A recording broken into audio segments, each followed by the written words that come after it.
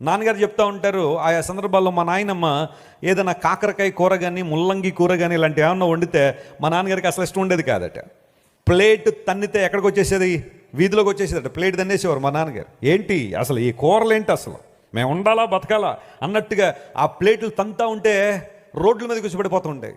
మా నాయనమ్మ అంటానే ఉండదు, నాయన దేవుడిచ్చిన ఆహారం ఏదో ఒకటి, అన్ని ప్రతిరోజు మటనో చికెన్ ఇవి కావాలంటే ఎక్కడ దొరుకుతాయి, ఉన్నదేదో దేవుడు ఇచ్చాడు, ఇది కూడా లేని వాళ్ళు చాలామంది ఉన్నారు, కృతజ్ఞత చెల్లించి తిను నాయన అని చెబుతున్న మా నాన్నగారు ప్లేట్లు దంతా ఉంటే ఆ స్ట్రీట్లోకి వచ్చి పడిపోతుండే. కానీ చెబుతూ ఉంటారు అప్పుడప్పుడు, సేవలోకి వచ్చిన తర్వాత దేవుడు చాలా పాటలు నేర్పించాడు. కొన్ని సందర్భాలు తినడానికి ఏమి లేకపోతే మంచినీళ్ళు తాగేసి, ప్రభువా ఈ నీళ్లు కూడా లేని వాళ్ళు బహుశా కొంతమంది ఉంటారేమో, నాకు ఈ వాటర్ అన్న ఇచ్చావు స్తోత్రం అని రాత్రంతా అలాగే పడుకునేవారు. కొన్ని సందర్భాలు ఎక్కడో మీటింగ్కి వెళ్ళి వచ్చి రాత్రి 12-12:30 వచ్చిన తర్వాత ఆకలేస్తుండేది. మీకు తెలుసా, 1 గంట దేవుని వాక్యం చెప్పడం అంట 8 గంటలు పనిచేయడంతో సమానం. చాలామంది వాక్యం చెప్పడం అంటే ఇదేదో చాలా తేలికైన విషయం అనుకుంటారు, కానీ 3 ప్రసంగాలు ఒక్కొక్క రోజు చేయాలంటే కొన్ని సందర్భాల్లో ఎగ్జాస్ట్ అయిపోయిన పరిస్థితులు ఉండొచ్చు. కానీ దేవుని బలం, దేవుని శక్తి ఎల్లప్పుడూ దేవుని సేవకులకు ఉంటుంది అనుకోండి. కానీ మామూలుగా చెబుతున్నా, 1 గంట అగ్రెసివ్గా మాట్లాడడం, 8 గంటలు ఎండలో పనిచేస్తే ఎంత అలసిపోతారో అంత అలసిపోతూ ఉంటారు.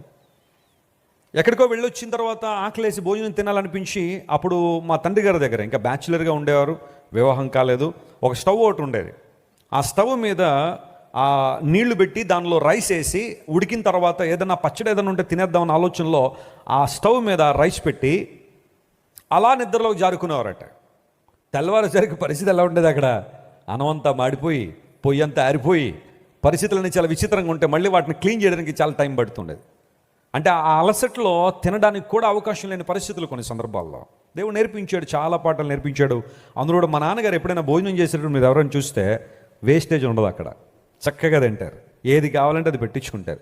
మా నాన్నగారితో ఎవరైనా భోజనం చేస్తే మంచి డిసిప్లిన్ కూడా వస్తుంది. మా నాన్నగారు ఏమంటారు తెలుసా, ప్లేట్లో వదలడానికి వీలు లేదంటారు. మా పిల్లల్ని కూడా కొన్ని సందర్భాల్లో అలా గద్దిస్తూ ఉంటే మా ప్రశస్తి అంటే తాతయ్య నన్ను తిట్టేస్తున్నాడు అంటది. నేర్పిస్తారు మా నాన్నగారు తప్పకుండా. నీకు కావలసినంత పెట్టించుకో ప్లేట్లో. ఒకవేళ ఏదన్నా ఒక కొత్త కర్రీ నువ్వు ట్రై చేస్తున్నావంటే ముందు కొంచెం వేయించుకో, రుచి బాగుంది నీకు నచ్చింది అంటే వేయించుకో. ఎందుకని వేయించేసుకుని వృధా చేయొద్దు, వేస్టేజ్ అనేది ఉండకూడదు. మా నాన్నగారిని ఎప్పుడైనా మీరు చూస్తే ఆయన ప్లేట్లో ఎప్పుడు వేస్టేజ్ ఉండదు. తెలుసు, ఆ వాల్యూ ఏంటో తెలుసు, దేవుడు నేర్పించాడు పాఠాల్లో.